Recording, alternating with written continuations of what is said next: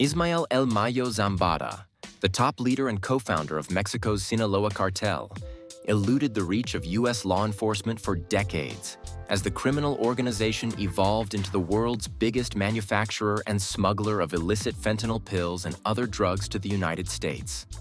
Zambada, 76, once ran the cartel in partnership with the flashier and better-known kingpin Joaquin El Chapo Guzman Loera, who is serving a life sentence in a U.S. prison. Zambada and Guzman's son, Joaquin Guzman Lopez, were arrested in Texas on Thursday after they arrived aboard a private plane. Zambada was being held without bond Friday after entering a plea of not guilty to a string of drug trafficking charges in federal court in El Paso. Zambada has been charged in numerous U.S. cases, including one filed in February in the Eastern District of New York, accusing him of conspiring to manufacture and distribute fentanyl. Prosecutors said he led one of the most violent and powerful drug trafficking organizations in the world. Born in 1948 in the western state of Sinaloa, Zambada has been widely known by his nickname El Mayo, short for Ismael. Zambada is believed to have started his criminal career as an enforcer back in the 1970s. He later emerged as a major figure in the Juarez cartel until its top leader, Miguel Angel Felix Gallardo, was arrested in 1989 in the kidnapping and killing of U.S. drug agent Enrique Kiki Camarena by drug traffickers on Mexican soil. The Juarez organization splintered and Zambada joined forces with El Chapo Guzman, helping transform what was a regional smuggling syndicate into the far-reaching Sinaloa Cartel. For decades, Zambada has been the cartel's strategist and deal broker overseeing day-to-day operations, protecting the enterprise by avoiding a flamboyant lifestyle and eschewing the most gruesome violence. He used largesse to earn the loyalty of locals in Sinaloa, where kingpins have long been immortalized in ballads called narco corridos. He has been like the George Washington of dope in Mexico. A huge figure, said Elaine Shannon, a U.S. journalist and author who first heard about Zambada in the mid-1980s when she was writing her book about Camarena's 1985 killing. Desperados, Latin drug lords, U.S. lawmen, and the war America can't win. The U.S. government had offered a reward of up to $15 million for information leading to Zambada's arrest. The most lucrative trade now is fentanyl, much of it pressed into pills at large-scale operations south of the border involving professional chemists.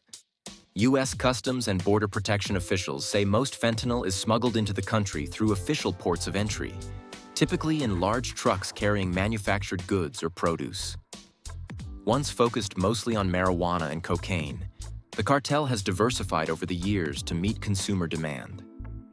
Along with fentanyl, it also smuggles Mexican-produced methamphetamine, heroin made from Mexican-grown opium poppies, and small amounts of lower-grade marijuana for parts of the U.S. where pot has not been legalized. Zambada oversaw the trafficking of tens of thousands of pounds of drugs into the United States, along with related violence, FBI Director Christopher Wray said.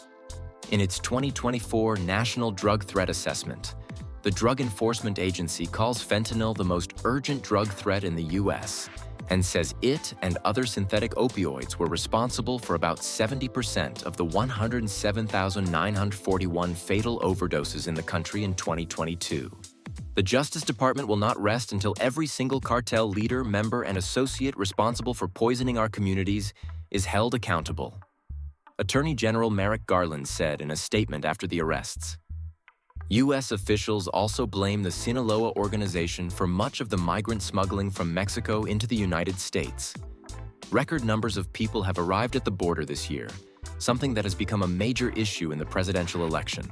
The son of El Chapo Guzman, who was arrested with Zambada in Texas, is considered one of the lower-profile sons in the family. A more prominent son, Ovidio Guzman Lopez, also is in U.S. custody and pleaded not guilty to drug trafficking charges in Chicago in September.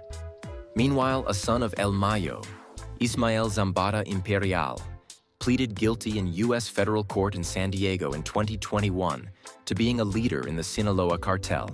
President Andrés Manuel López Obrador said Friday that Mexico was still awaiting details about the arrests and was not involved in the operation.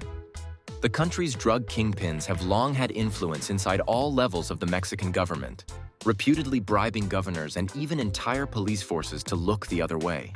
Now that Zambada is behind bars, Shannon said, many powerful people in Mexico will be concerned that in a bid for a more comfortable deal, he could cooperate with U.S. authorities and accuse them of collaborating with the cartels. They've all got to be worried, she said. He has paid off literally generations of Mexican politicians. He knows where all the skeletons are buried, more skeletons than Dia de los Muertos.